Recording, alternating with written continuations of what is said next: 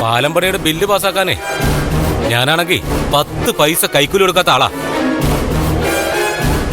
ഒരു കള്ളത്തരവും കാണിക്കാതെ സത്യസന്ധമായിട്ട് കോൺട്രാക്ട് പണിയെടുത്ത് ജീവിക്കുന്ന ഞാനെന്തിനാ ഇവർക്ക് കൈക്കൂലി കൊടുക്കുന്നത്? എന്നോട് കൈക്കൂലി ചോദിക്കാൻ ധൈര്യം കാണിച്ച നിങ്ങളുടെ മരുമകളെ ഒരു പാഠം പഠിപ്പിക്കാൻ ഞാൻ തീരുമാനിച്ചു. അപ്പൊ തന്നെ ഇവരെ വിവരം അറിയിച്ചു.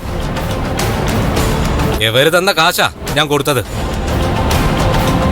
അതിന് പൊടി പുരട്ടിയിട്ടുണ്ട്, പൊടി. എന്റെ മോൾ ഒരിക്കലും കൈക്കൂലി വാങ്ങിക്കത്തില്ല. അത്രയ്ക്ക് അതപ്പതിച്ചിട്ടുമില്ല. അത് തെളിയിക്കാനാണല്ലോ ഞങ്ങൾ വന്നത്. ഞങ്ങളൊന്ന് സെർച്ച് ചെയ്യട്ടെ, അത് കഴിയുമ്പോൾ മനസ്സിലാവും വാങ്ങിയോ ഇല്ലയോ എന്ന്. കമോൺ.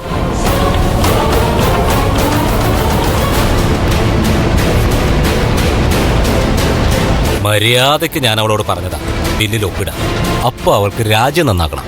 രാജ്യം നന്നാക്കാൻ ശ്രമിച്ചവരൊക്കെ കുറച്ചു കാലം ജയിലിൽ കിടന്നിട്ടുണ്ട്. ഇവളും അങ്ങനെ കിടക്കും.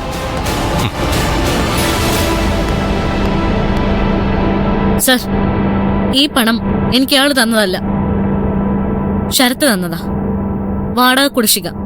ആണോ? അല്ല സാറേ, ഇത് വാടക കുടിശ്ശിക അല്ല.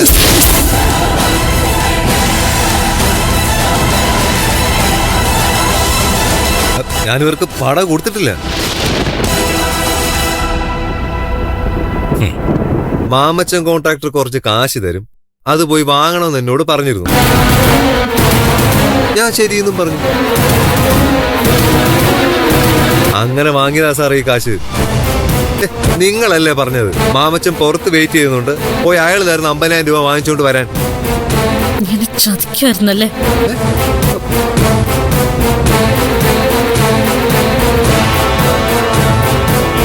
എനിക്കപ്പോഴേ സംശയം തോന്നിയതാ. ആ കാശ് വാങ്ങരുതെന്ന് എന്റെ മനസ്സെന്നോട് പറഞ്ഞതുവാ. ഞാനത് കേട്ടില്ല.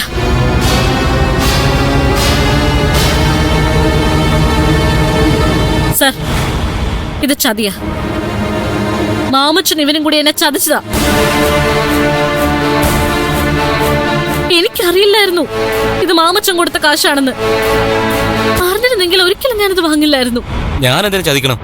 സാറിനറിയാമോ, 10 ചാക്ക് സിമന്റ് ഇടേണ്ട അടുത്ത് 12 ചാക്ക് സിമന്റ് ഇടുന്നവനാ ഈ മാമച്ചൻ. ക്വാളിറ്റിയിലെ ഒരു കോംപ്രമൈസും ഞാൻ വരുത്തില്ല. ആ, അത് തന്റെ ഫയല് നോക്കിയാൽ മനസ്സിലാവും. 10 ചാക്ക് സിമന്റ് ഇടേണ്ട സ്ഥാനത്ത് 2 ചാക്ക് പോലും ഇടാത്ത താൻ ക്വാളിറ്റിയുടെ കാര്യം എന്നോട് പറയരുത്.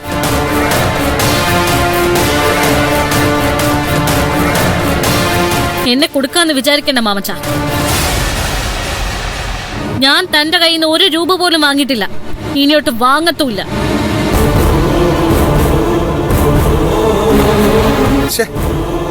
ഇത് ഇങ്ങനെയുള്ള പണമാണെന്ന് അറിഞ്ഞിരുന്നെങ്കിൽ ഒരിക്കലും ഞാൻ വാങ്ങില്ലായിരുന്നു.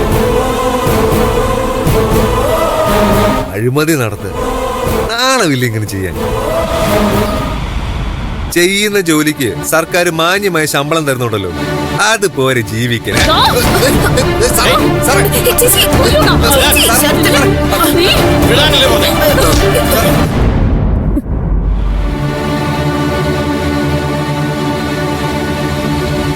നിങ്ങളിപ്പോ ഞങ്ങളുടെ കസ്റ്റഡിയിലാണ്. You are under arrest.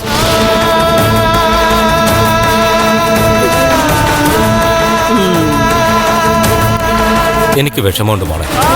ഈ ചെറുപ്രായത്തിൽ തന്നെ നിനക്കിങ്ങനെ വന്നല്ലോ. സത്യസന്ധതയ്ക്ക് പേര് കേട്ടൊരു കോൺട്രാക്ടറാ ഞാൻ.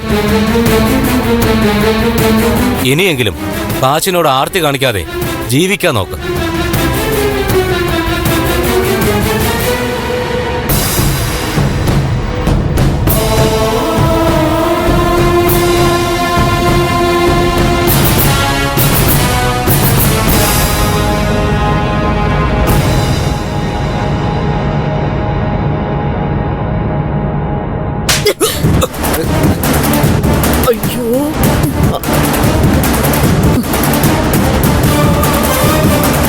എനിക്കിത് തന്നെ കിട്ടണം.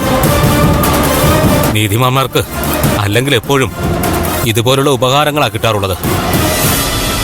ഇനി നിങ്ങൾ ഇതുപോലെ എന്തെങ്കിലും ചെയ്താൽ ക്രിമിനൽ ആക്ടിവിറ്റിക്ക് കൂടി കേസ് എടുക്കേണ്ടി വരും. കേസ് എടുത്തോളൂ സർ, എന്നിട്ട് എന്നെ തൂക്കിക്കൊല്ലേ.